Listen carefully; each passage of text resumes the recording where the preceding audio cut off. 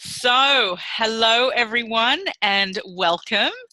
We thank you for joining us. We have the fabulous pleasure this morning, this evening, depending on where you are in the world, of having Dr. Mick Collins along. Oh, yeah. Professor Mick Collins. Oh, not quite professor, but why not? Why not? Professor for our purposes for the evening. Okay. Walking us through. Yeah, brilliant.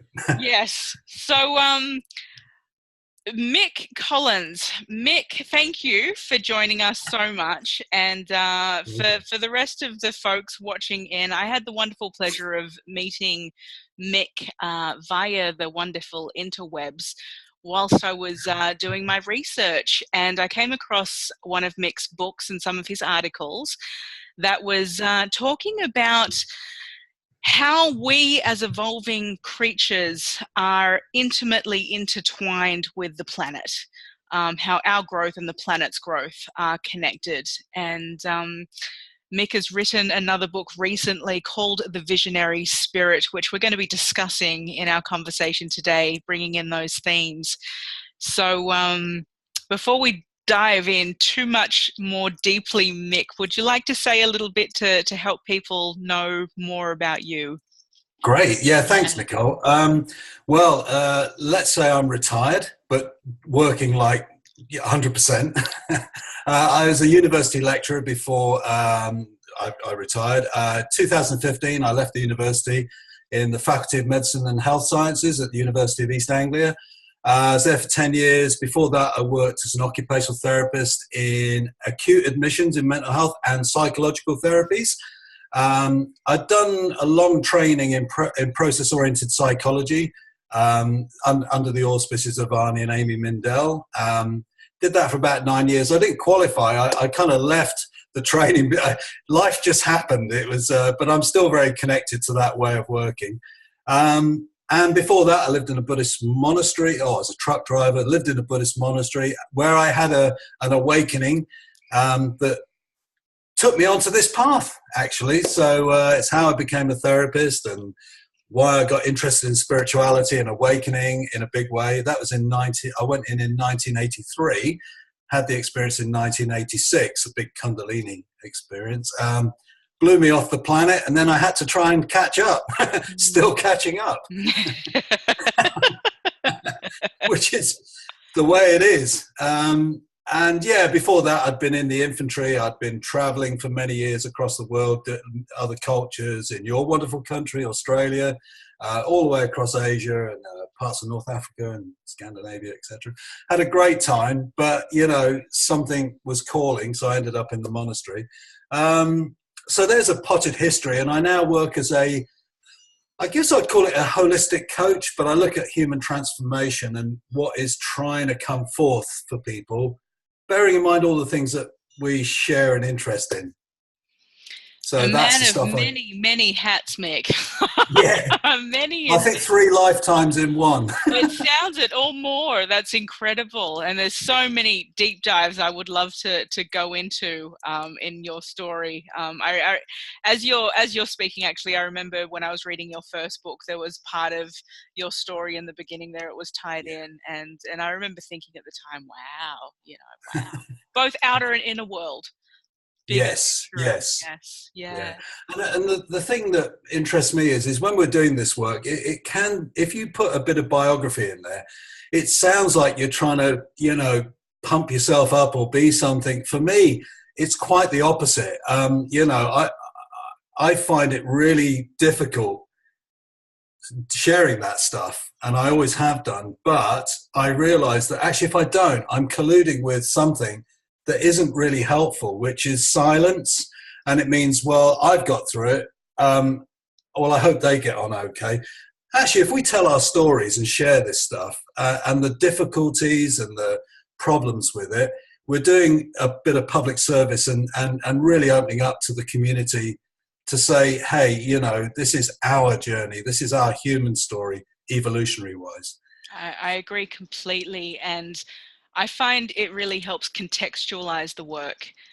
when I read a text and then I understand the story that has led to this piece that I now get to read, it, for me as a reader, takes it much deeper into, oh, I know where these words are grounded now.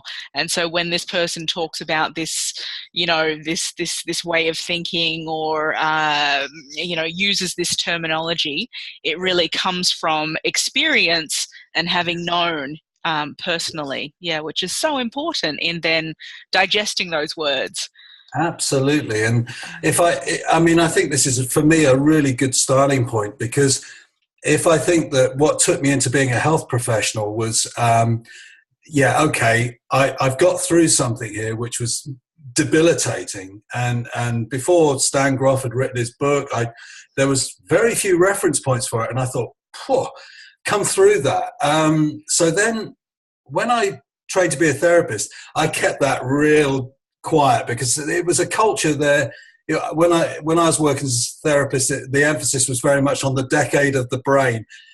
That's where everything was going. Let's find the neurological, biological causes for all these issues. And fine, I'm easy with that. I love science, but there was no narrative for there's a process with this as well. So I kind of shut everything down. But gradually, as I started writing papers on it, spirituality, I realized then at some point I got to the point where I felt I could share my story after having done lots of process work training, and that confidence to come forward. It took a long time. It wasn't straight away. So I really want to honor the fact that this can trigger complexes in us that are different to our socialized ego states, where we think, how much can I say? What will it mean to my family? What will it mean to the people I work with, my friends, my children, my partner? These are really big issues. And they keep people sometimes tucked away. So I think the more of us that can show the complexity of the story, then we're actually really helping each other come forward. I think emerging proud, as our good friend Katie would say. Katie Absolutely.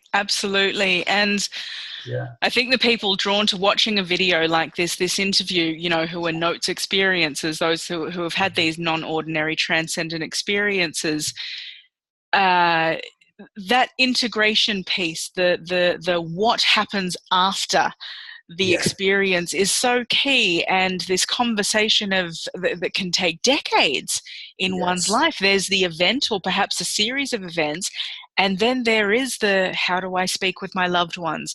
How do I navigate what just happened with who I know myself, or who I thought I was in the world, in this job, in this role, etc. And what will they say when they find out this bit? Yes. I took a risk with the visionary spirit. I told another increment of the story in there, which wasn't in the unselfish spirit, and wasn't in a paper that I'd previously published 10 years before that. And it's really instructive that it just shows you how much, for me anyway, I could let out gradually. And even when I wrote the visionary spirit and did a bit more sharing of that story, it edged me out.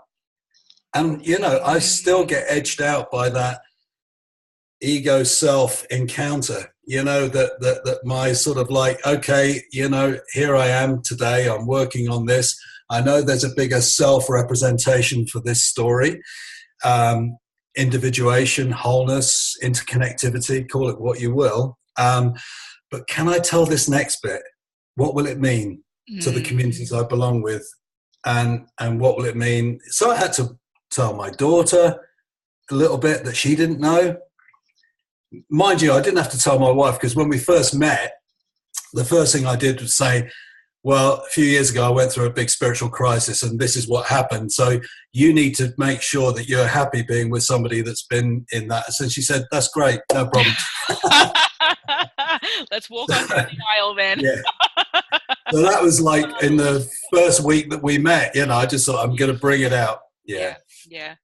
And this is so key. It gets back to, what happens in our relationships at the times of these does it shift and change who we're with in our lives, and then our tribe, our groups? Again, do we form new relationships? These are such delicate things that unfold over time. Yeah. And then more people come into our fold who align with those and would say, yeah, sure, of course. Just like that. Absolutely. Yeah.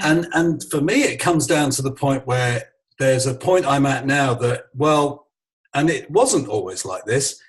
If they don't like it, I'm sorry, but I'm not going to deny the truth of my experience. And that's where I've got to now, but I still wobble. We're all human. Yeah, absolutely. Very human. I would love to hear then, Mick, let's dive in with the visionary spirit. And so for those of you who are yet to read Mick's new book, which I've been relishing, it's deep, it's dense, there's so much good stuff in there, and the subtitle is Awakening to the Imaginal Realm in the Transformacene Age. And we're going to pull all of that apart. We're going to get Mick to explain what that all means, but I would love to hear from you, Mick, what piece of the experience you were willing to share in the visionary spirit that didn't come out before, and what has prompted this piece for you? Okay. Well, first of all, just to contextualize it, when I wrote the Unselfish Spirit, it was off my PhD, a bit like your book has come off your thesis. And I agree with you that somehow, rather than just sitting on a shelf, it's great to put the work out there. So that first book had lots of stories in it, but it was essentially a expanded thesis, and in a way it told the story of the spiritual crisis and global crisis and how we can evolve, as you said. And I realized that as I finished that book in 2014, I started the next one, and what was started in me was I need to tell that story from a very deeply storied human perspective, and I needed to put myself in the mix. So, for instance, you say, what's in the visionary spirit that wasn't in the unselfish spirit? Well, I talk about my own spiritual crisis and how the wheels come off in quite a spectacular way, and how I was plagued by quite violent impulses is what I used in the unselfish spirit. What I didn't say was I was actually plagued with quite a murderous sets of feelings, which were so upsetting to my everyday sense of self, because that's not how I identify myself. And I was upset that I was having these very powerful feelings. When I look back at my past, it's understandable now with trauma, with all manner of dissociation that was going on. When you have an awakening, the murdered part of me came up, and I didn't see it as that. I just had these strong murderous feelings, absolute rage. And it was a big thing to sit with, when the only way forward in that current paradigm at the time would have been to be hospitalized and possibly, checked over and told how wrong it all is.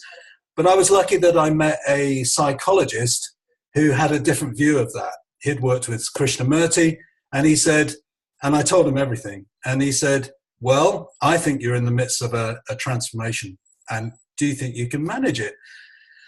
And I said, I don't know, but I know one thing: I would never have acted on those thoughts and feelings.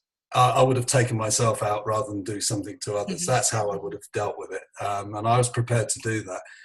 But thankfully, I managed to stay in the process. But that's a big thing to sit with when you're in an extreme state. And it's not only an extreme state, it's getting projected very powerfully out in a very unhelpful way. So I wrote about that in The Visionary Spirit. And I wrote about a therapy session I had where we processed what that meant 10 years after having come through that experience. It took me that long to get to grips with it. So I was juddering for many years. Really upset about it, and it's upsetting talking about it sometimes, but that's the information I shared with my wife when I first met her, and she said that's fine. because she could see that, you know, who I was, and that I, you know, so that's, but of course, when you're inside of your experience, those things can be very scary. And I was realizing I was dancing with strong archetypal energies with a fragmented ego. How on earth I got through it, I'll never know. I really don't know. I can only say angels must have been there. Earth angels and other ones. Yeah, the psyche is such a remarkable place. Yeah. Things like that can go on. And thank you so much for sharing that, because wow. I feel that in conversations about spiritual transformation, often these types of sharings are edited out. People do fear sharing, even in a community such as the near-death experiences, where it is acknowledged that there is quite a significant portion of people who will have what they might call a dark experience, or a so-called negative, which is, you know, a judgmental term on that, but a dark experience, let's say, or challenging in that sense. We are really at the beginning of having these kinds of conversations, I think. I think so. Yeah. And you know, when you read Jung's Red Book, I'm on my third reading of it now. I'm going through it again because it keeps calling me, and I know I'm not done with it. And how could you be done with the Red Book? It's just so magnificent. And I'm just reading it very slowly, making my notes, and just loving the fact that here's Jung, a psychiatrist who was already, you know, a leading edge of a lot of research in his own way, being plagued by what he said, a menacing psychosis that he thought he was having. But he was really onto something in terms of tapping into the collective unconscious. Then you start to see him developing active imagination in the way he dialogues with the figures, and his own, you know, his own process of getting cooked up there in black and white. And you think, thank you so much for doing that. You know, a gift to the world, I would say. I think that book is a gift to the world. So for me, somehow, and it's the point I was trying to make, is that it's so instructive that he said in 1961 that book cannot be published for 50 years. So even he was edged out by something. Yes. So I think taking those edges seriously and not just splurging it all out, if you can hold the container and find the support to work with it, and allow it to lead its transformational imperative, then great. I didn't know that language back then, but that's, I think, what I did.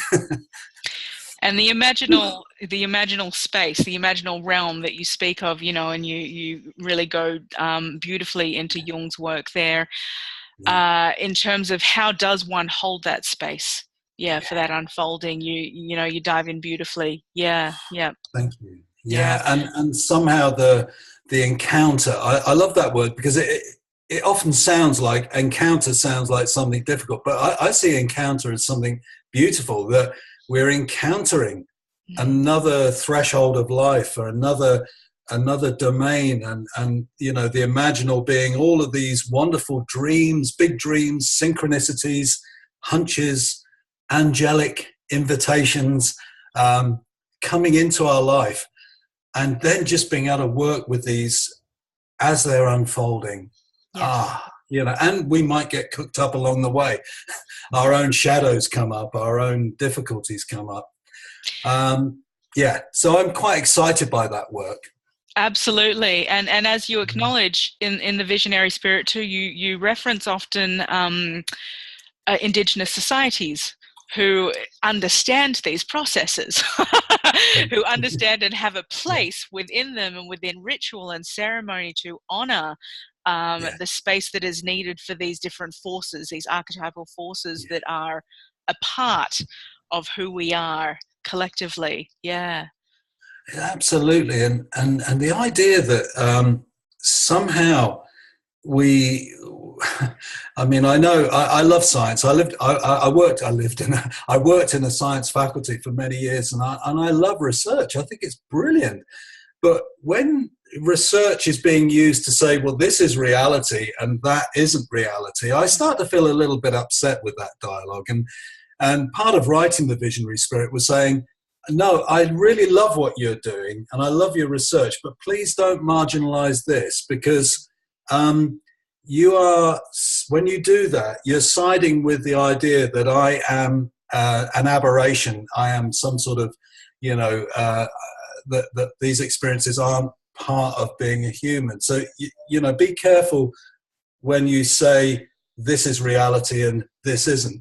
And so the indigenous cultures give us a real sense of how that integration has really happened in their societies. And I don't want to romanticize indigenous cultures too, because they have their own issues and difficulties and they're human, but they haven't lost track of what we're talking about as a rite of passage. And I think that's what we're trying to reconnect with as a modern Western industrialized kind of communities. We realize what we've lost and we're trying to get back to it. Yeah, I remember you speak too about the importance of having a myth of the times, that there is a myth emerging in the times now. And I think you talk of the phoenix as one symbol coming through that, we, and I guess when we say the big we in this context is that Western paradigm that you talk about up there. Is that what you see happening on a larger scale? Yeah, I think there is. And who was it who spoke about Kingsley? Oh, I've just forgotten his last name now. Writes about the Phoenix generation, and I love that somehow there is something from the ashes that are clearly sort of happening in the world at this time. There is something rising. I think our conversation and the communities we belong to, the work that's coming up is indicative of that. And it's a nice segue into talking about the transformer scene, what I see that as, because for me, if I was to put Jung into that narrative, you have the Anthropocene, which is that human epoch where we've had such an impact on the world. We're beginning to find that we've layered our toxic legacy into the geology of the earth: plastic, concrete, radioactive waste. That hasn't been deemed the Anthropocene as a new epoch yet, but the papers have been put forward for that to be considered a move on from the Holocene to the Anthropocene. So we're waiting to find out if the degradation we've layered into the earth is going to become a new epoch of the Anthropocene. Now, for me, that's telling a story of the cinders, like the phoenix. We're burning this earth up: climate change, global warming, plastic in the oceans. It's a terrible legacy of degradation. So people talk about a hopeful Anthropocene. Well, to me, that's like, I just think, hang on a minute. I can't shake Anthropocene away from toxicity at the moment. So what came to me was Transformocene, an era of transformation. And where I think that came from, and I can't say it because it was a little ping that came in my heart and head, where I think it came from is, after reading the Red Book before I started writing The Visionary Spirit, I'd very much locate the Anthropocene as a zeitgeist, the spirit of the times. And Jung said we need the spirit of the depths. And I think that's where the Transformocene is located, in the spirit of the depths. So you've got the spirit of the times, the zeitgeist of degradation. And I think the Transformocene is calling for something richer, deeper, much more connected in terms of us and the planet being in an interconnected relationship. So the spirit of the depths. Because I was going to ask, when you say a time of transformation, what does that entail? What does that mean? How are we transforming? I mean, that's a huge one, isn't it? And I can only say the lens that I'm looking through may not be what it is, but I'll say this is how I'm seeing it, and it may not be it, but it's what I think is pertinent for my observations, and based on your work and other people who are contributing at this time, it seems to be that because we've lived in this industrialized modern world, which Theodore Roszak calls the technocracy, which I think is such a good word. It's a technocratic, bureaucratic world, and it's had a real impact, making us quite one-sided. Production, consumption, we've become very material-minded, and unlike our indigenous sisters and brothers, we seem to have divorced ourselves from the earth and from the spirit or the imaginal realm. And we seem to have created a distance. And some of our science colleagues are saying, yeah, and that's right, let's keep going, let's get away from all that hocus pocus, which I think is, not all scientists are saying that, by the way, so I really want to play fair. Some are.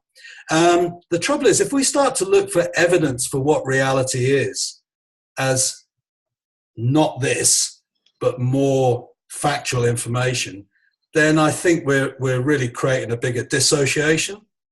And so I think the transformation goes something like, when we have those moments of revelation, dreams, a complex which is troubling, to be in a society that says, welcome, let's find out about that. Let's use that to help you and the community grow.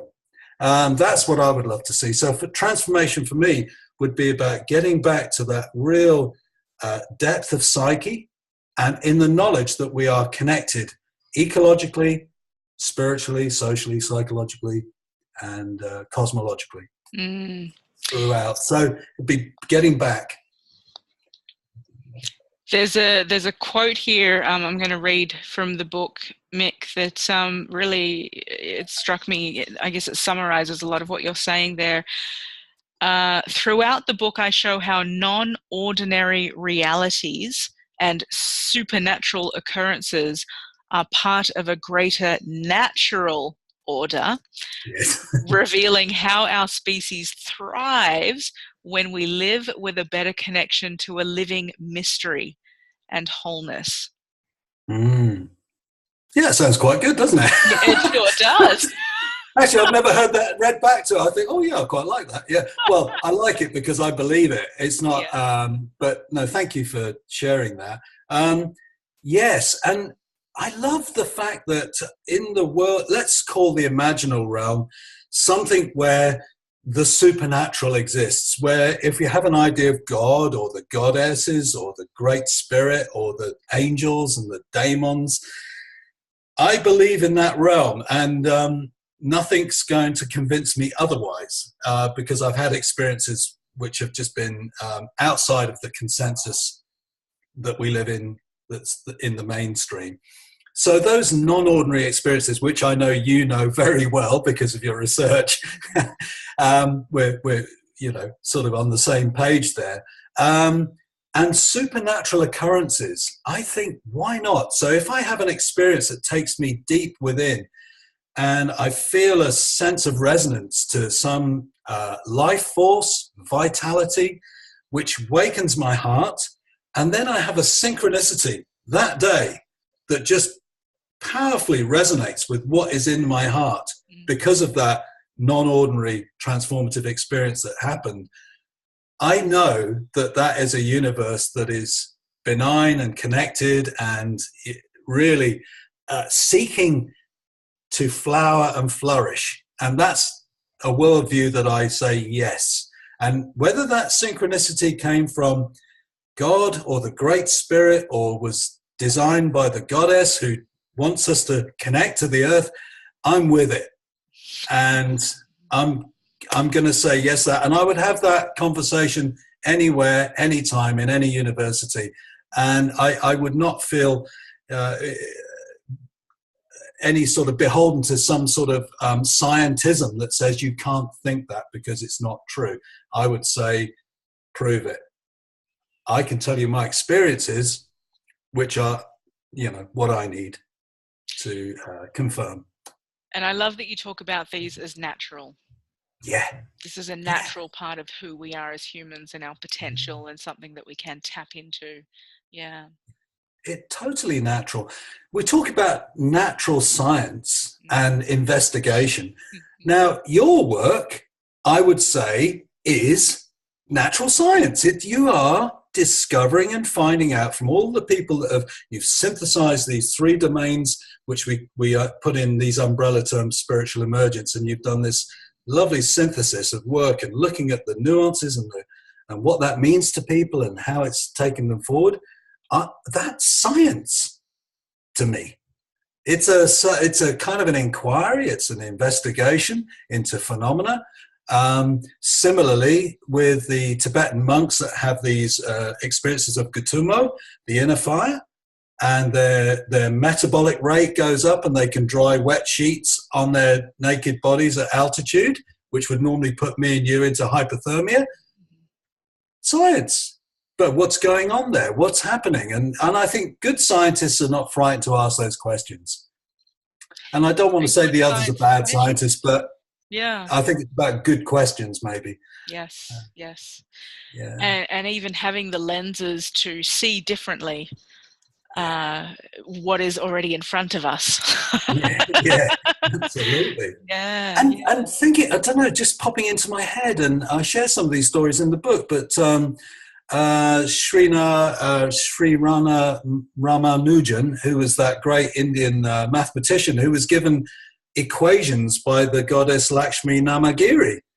And he was way ahead of the curve. At Cambridge, they couldn't kind of work, well, where are you getting all this stuff from?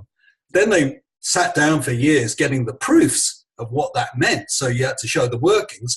He was given these equations by the goddess. And they are now powering astrophysics, artificial intelligence. I mean, hello. So the supernatural is natural, if we see it that way. I think so. I love the idea that my clothes came from. I can only wear these type of clothes that are stitched like this because Elias Howe, who was working on the problem of the sewing machine, couldn't work out where the thread should go on the needle, and he had a dream of an indigenous tribe holding spears with a hole in the tip. And then he realized that the hole had to go in the tip of the needle, which was a counterintuitive thing for an engineer to think about, but that's what they did. Now I'm wearing dream clothes.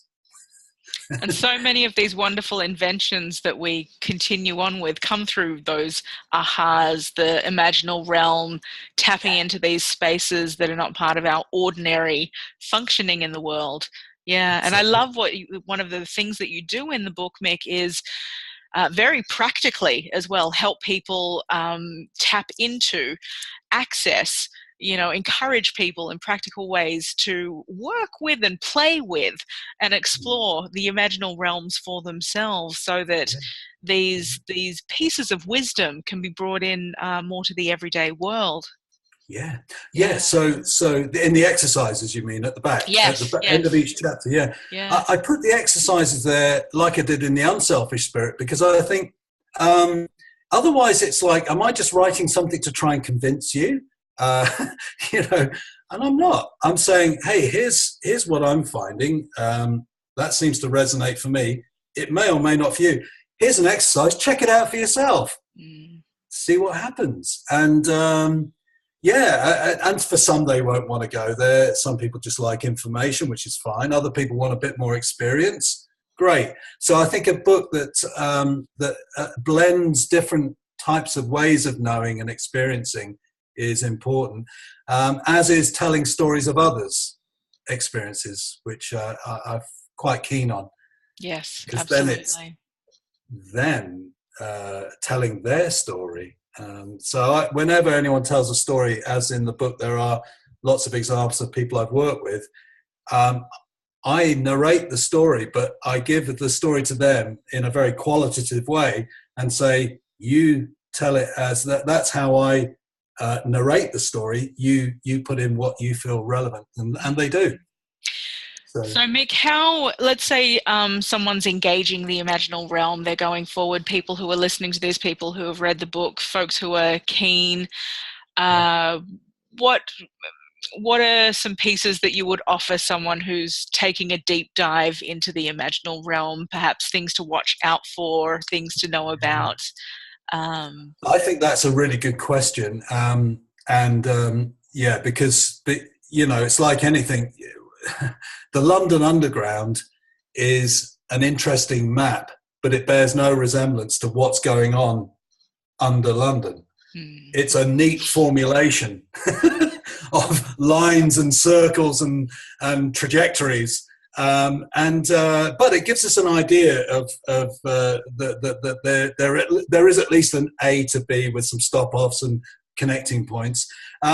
So I think some of the things are personally, the first thing I would say to watch out for is our shadow material, because if we've been working from a paradigm that's invested in our everyday ego identity, the notion that somehow that is the end of who we are and all we got to do is have more experiences, I find a little bit worrying, because that seems to be the world we've been, certainly the one I grew up in anyway.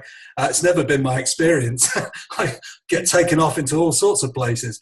So the first thing is to say, well, I want to honor the everyday ego self, because I think it's a helpful way of adjusting to others and in society, and we need that adjustment.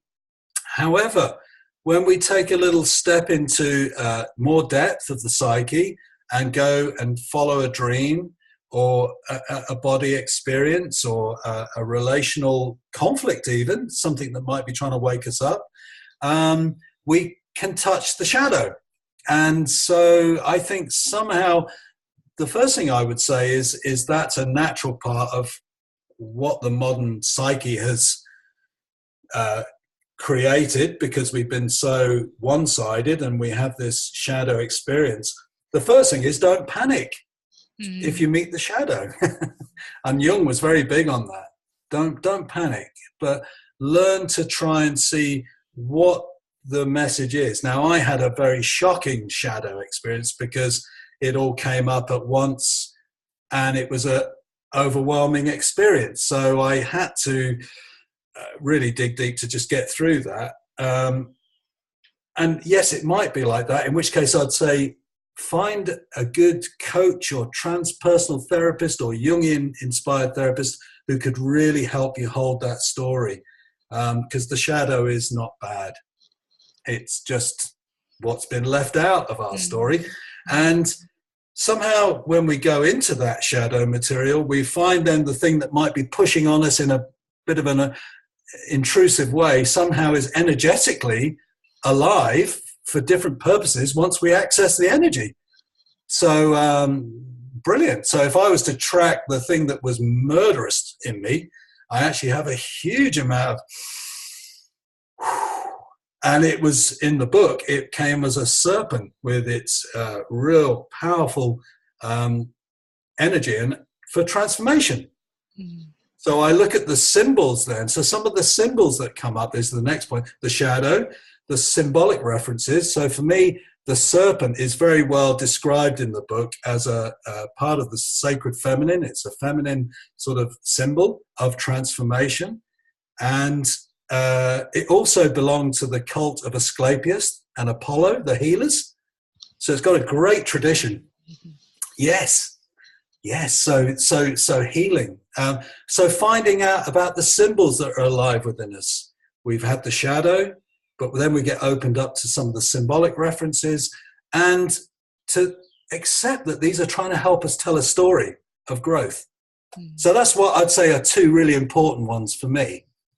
Those. Beautiful. And yeah, thank you. Yeah, and as I'm listening, Mick, and I'm thinking about people out in the world who might be taking a deep dive on their own, I'd like to emphasize the importance of having support through these deep processes. They can have a way of shifting and altering one's normal way of functioning in the world so drastically that it can just be a good idea to document what's going on, to have resources, to have people around who you know you can talk with, share about things like this, in people who will have an open ear, even if they don't fully understand what's taking place, even when you don't understand what's taking place. Yeah, exactly. I totally concur with that. And the idea that we're now, I know the work you're doing with IANS and also with Emerging Proud and Shades of Awakening, there's some wonderful peer groups, assist, some wonderful peer support groups that are emerging. So I think we're getting better now at narrating some of the material that is used to be very destabilizing for us. That still might be the case, but at least there is now people that you can connect with to have a narrative for your growth. And, I often ask myself, well, why on earth did I have such a powerful thing happen in the 80s? And why has it taken me 30 years to claw my way through this, which it has? I still don't feel done. I still feel very vulnerable and shaky at times. I was yesterday. So it's about honoring that, I don't know, we're alive to emergence, I guess is the word. We're alive to that. And so I think you're absolutely right. Don't be alone with it. Be with others who can hear the story that's trying to come forth. That would be, so I'm with you. And something I hear too through the book, Mick, is exactly the power of the collective, that these experiences, we as in those who might have such experiences, are part of something larger. This is what I hear, in the book, is the hypothesis that, we are part of something larger taking place. And it's building towards something that is emergent, and exactly to not be held in and kept to oneself, because each person plays a role in this thing that is going on, whatever it might be. It's great. That was very theatrical, that, Nicole. Was it? Great, yeah. Well, I totally agree with that, and it's one of the reasons why I felt very. The title of a book is, well, it always tries to show, I think, a spirit that's trying to come forth. So the visionary spirit is something where, if I look at what's behind that, the Imaginal Realm is what wakes up our visionary energies. We know that through the nadis, through chakras, through meridians, through all the things that are subtle within us. And then when we visionary quest, so we go on our vision quests, we're tapping into a visionary spirit that is alive within us and is helping us live the truth of who we are. And so I think there's something about that which for me is a big deal, because otherwise, I'm just shaping myself to societal norms. And, I think we've grown out of that one. But certainly with regard to sexual orientation and all the various things that have really been challenged. But this one that we're on now, I think is the one that's really trying to wake up, our visionary energies and bringing them forth. Imagine what it would be like in our institutions, our schools, our places of work, if we could have a bit of dream time and a bit of visioning in the depth, in a real deep way. And what is it we're all doing in this business? What's trying to come forth? And the truth of some of those revelations that could get distilled into bringing something that's helpful to the planet. And I'm a great believer in that. And it's not just words. I'm doing a couple of pieces of work with a business and down in a college in a couple of weeks. And, these are the conversations we're going to be having. So nice. I'm really excited. Nice. Yeah. And this is where these changes happen at the Mm. institutional level, if they're going to be, grounded and carried out in a big way. Yeah. So I'm curious, Mick, as you vision and you're with these energies that move through, and that term, the transformacine age. Is Yes. that it? Yeah. Transformacine Yeah. age. You got it. I love new words. So what is alive for you when you reside in that space, when you're in the transformacine age now? Mm. What does this look like? Where are we? Oh, I love that question. I've not gone there. Great, let's go. I've not missed something. I never thought about crossing over that edge. Well, I'll take You that as only an wrote the book on it. Well, they always say you have to catch up with what you've written. Yeah. So I can't say that. Well, you may or may not. It may not be, or it may be your experience. But I find when I write, I'm writing to find out. I don't write from a place of knowing. I write from a place of not knowing. And I know that the truth of my experience is telling me I must put this on paper, and I must try to work out what is going on. I find that whenever I put a piece of work out in the world, I get almost like, oh no, what have I done? Because I don't. There's part of me that just gets totally edged out by it. I'm being absolutely honest here. I get freaked out by the whole thing. It's not an easy place for me.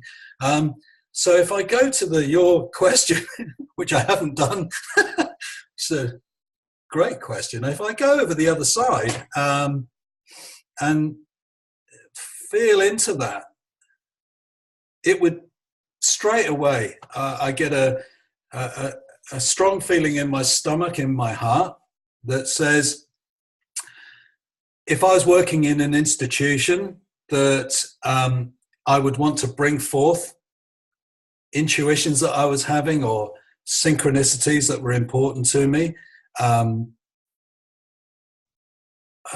It's almost hard to speak, but it would be the subtle, delicate moments of something's trying to come here in my heart, and I don't know. I don't have words for it. Can you give us a bit of time so we can all check in where we're at? Because I've worked in the British Army, I've been in the National Health Service, I've worked in a university, and many other. I've been a truck driver. I've worked in lots of institutions, and nobody ever asked me, what brings you alive, Mick? What would it be like if you brought your bliss here right now? The question you asked me is blissful, because it means I can share something which could be useful, and then that person could share something which could be useful, and then we dream together, and then we get on and do our work. It's not like a work becoming a self-help group, but why not have that in there? Have time for incubation. We talk about think tanks. What about dream immersion? And feel your way in, and for somebody to say, I feel a little bit like there's something of a shadow around what we're doing at the moment. I'm not too comfortable with it. And by voicing that might save that organization a lot of problems, because someone's invited to speak about. There's a good example of that. Jung, I write about it in the book. Jung was working with a business person who was in a shady deal and hadn't acknowledged it to their conscious mind how shady it was. And they went and had a dream of seeing their hands soiled. And they went back to Jung and spoke about the dream to Jung. And he didn't say what it was, but said, go further with that. And the person realized it was a bad deal and stopped it and took themselves out of it. So there, I think, is the wisdom that we could bring in our organizations if we had, time for this stuff, and to honor it and not think we're all going off on one. Yeah, you're exciting in me, the thought of what the world would be like when we, in a very ordinary way, acknowledge and integrate these what we have to currently call non-ordinary, only because they're not part of the ordinary, but they could become more of our ordinary day. These imaginal pieces, these extended bits of our humanness that we're currently not acknowledging, at least on this institutional communal level. People might, in the privacy of some small groups, or within themselves, or with their therapist, but to bring that into an everyday conversation is remarkable. And how that would, it is very subtle, and yet the shifts that we would see take place when we acknowledge those sensitivities. Good word. Non-ordinary and sensitivities. And I think if our institutions were to you're seeing it in teal organizations now. Teals are beginning to go down that route. Bring your wholeness to work. Don't leave that part behind. I don't know how much they work on the shadow, but like the case with Jung, that was a sensitivity. The word you just said was great. That was a sensitivity that business person had to their own dealings, and that some part of them knew that it was wrong, and yet the conscious part, so the non-ordinary, was saying, hey, stop. Now imagine the opposite. If all of a sudden the hands were glowing with light because of something the person was doing and shaking people's hands, and just to bring that into the room, and just not that everyone has to go, oh, we'll do that then, because that would be ridiculous, but to feel into the sensitivities of, wow, we're an organization of light and shade, undoubtedly, because that's what human beings are. How can we wake up to that subtle narrative and be sensitive to it? And we don't have to have an answer for what the dirty hand or the light hand might be, but we could just be aware that at times when we feel uncomfortable in our outward-looking interactions with other businesses, we might say, I don't feel comfortable about that. That just might be a dirty hand moment. Or let's give away some of our profits to help that group because they're doing such good work. That could be the light hands, So what do these symbolic references mean in action? That's goodness, and how this could create a new language for doing things. Yeah, it's exciting stuff. It is. Now, I've got to ask you, what do you see? Now, that's lovely. This is where I get excited as a researcher. What do you see as the language? What would you mean by that? Well, I hear there is a language, a symbolic language. So that was very practical what you pointed out there. It was taking a symbol that was given to a person in that situation, the dirty hands, and then playing with that, the contrast to have the light hands. So there's language, there's symbolic language right there in a business deal. That could now bring out whole new dimensions. And gee, things could really get exciting if we started talking in this way, to slow down and just take the time to pay attention when they come, acknowledge these pieces, and then bring them in. Bring them in. Exactly. And, if it was a symbolic frame, that you were in a group, and it doesn't mean to say then just because someone said, I'll share my dream, and I had a hand that it was soiled, it's not all about that person changing the direction of the organization, but it's about the organization then taking time to go out of a linear mode into a more expansive language and conversation that says, what are we doing with our vital energies as a group, as something that's having a big effect in the world, because we are impacting in the world, in our work? Are we happy with the way we're going? And you might find somebody saying, well, your dirty hand dream, well, I had something the other day and I haven't told anyone because I'm a bit ashamed of it, but I agreed to something with that deal and I don't feel comfortable about that. Wow. And then it invites us to dream and imagine what could be. Well, who are we then? Because mission statements don't do anything for me.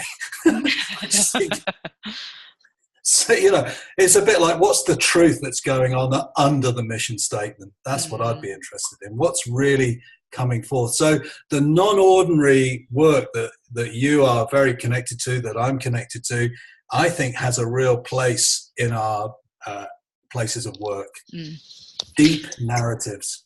You have me imagining imaginal consultants, Mick, who might come into workplaces and help facilitate spaces like this because they intuitively understand and can identify such language, and then help a group. And I actually think, some of those very, what's the word I'm looking for, entrepreneurial businesses and organizations, I mean, they are working with non-ordinary states right now. And Totally. so I don't think this is too far a stretch. I don't. Yeah. And The only trouble with an institution is when it gets institutionalized according to something that is no longer fitting for its purpose and meaning. And if it's institutionalized by its own lack of openness, then I think that's the problem.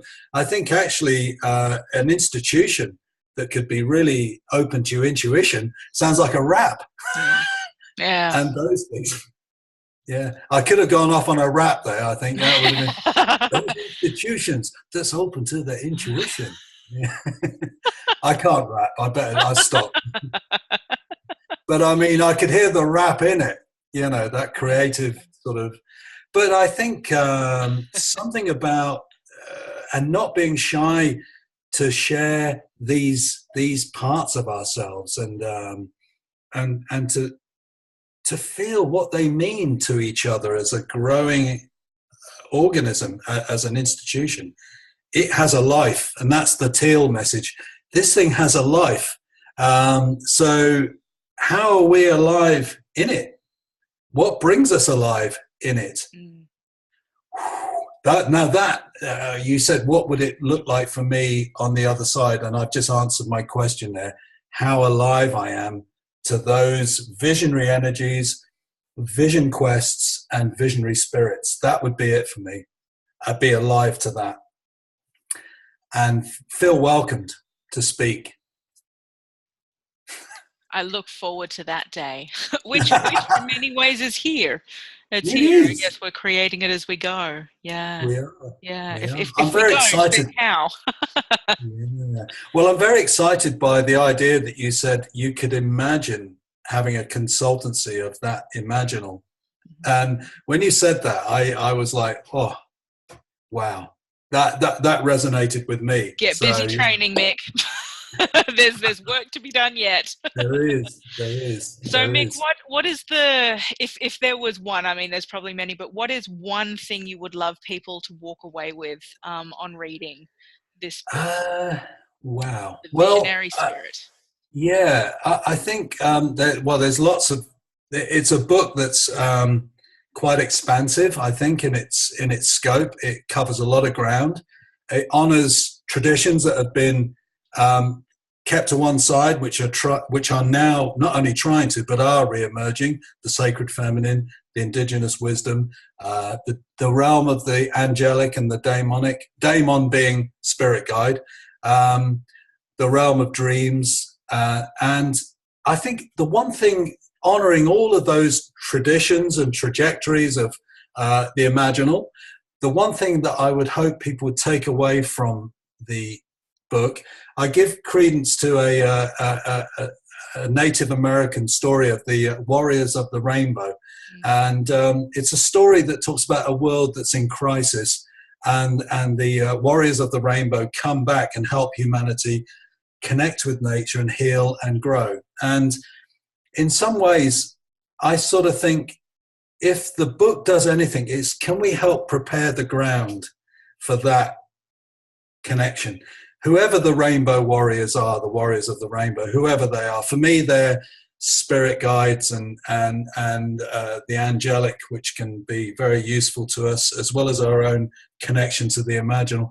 But can we create the ground for that transformation to happen? So, joining ourselves as kindred spirits to do our work as a point of service in the acknowledgement that collective change can happen.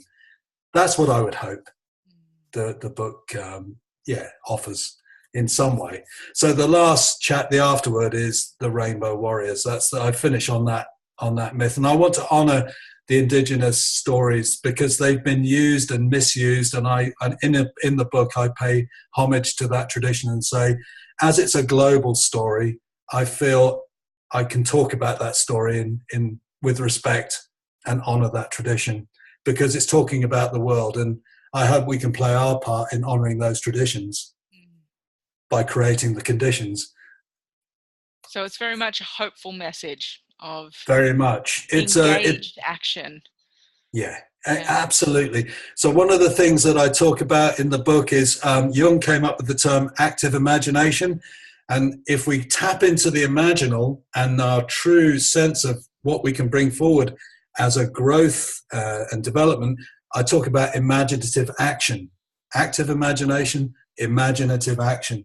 So then it's it's a small contribution off the back of Jung, but if we brought active imagination and went deep, worked with the shadow, picked up the symbols, trusted the process, and then imaginatively acted in that connection in the world, bringing more love and more life and more generosity and hope, and working with our own reclaimed projections, then I think we've got a fertile ground to help the Rainbow Warriors, whatever they are and whoever they are.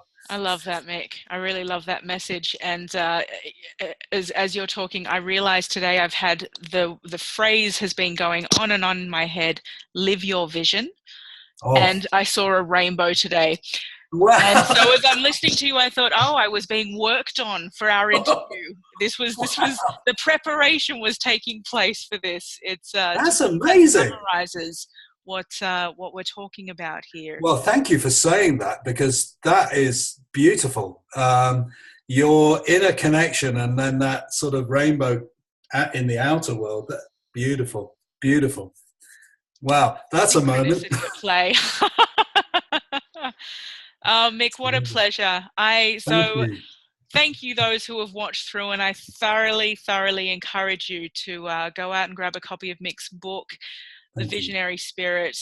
Well worth a read. All contributions are very generously passed onward as well. Mick, do you want to tell people about that as well? Oh, thank you. Yes. Again, it's another one that I think, sharing this sort of stuff for no other reason.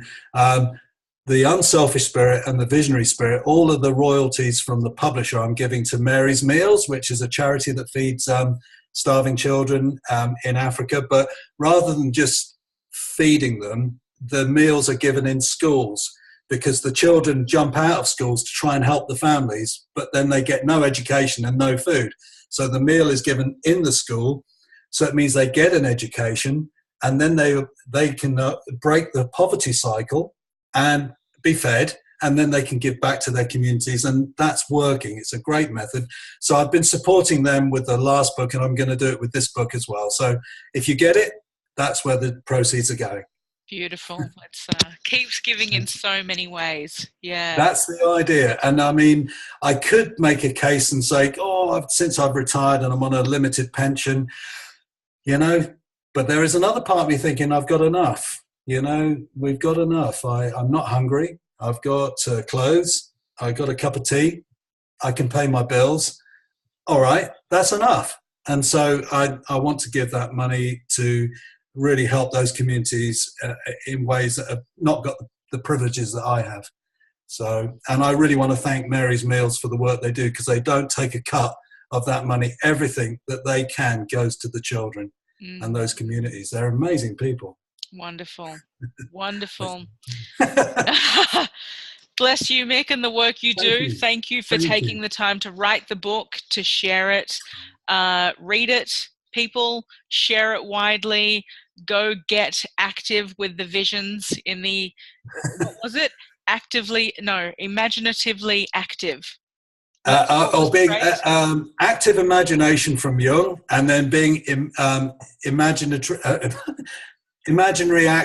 Imaginary action. Imaginative action. That's it. Active imagination, imaginative action. Beautiful. Get on it. Do it. Lovely. Let's be that change and make the visionary a reality. Thanks, Nicole. Thank Bless you. you, Mick. Great. Have a Thanks a lot. beautiful day. And you. All You too. right. Thank you.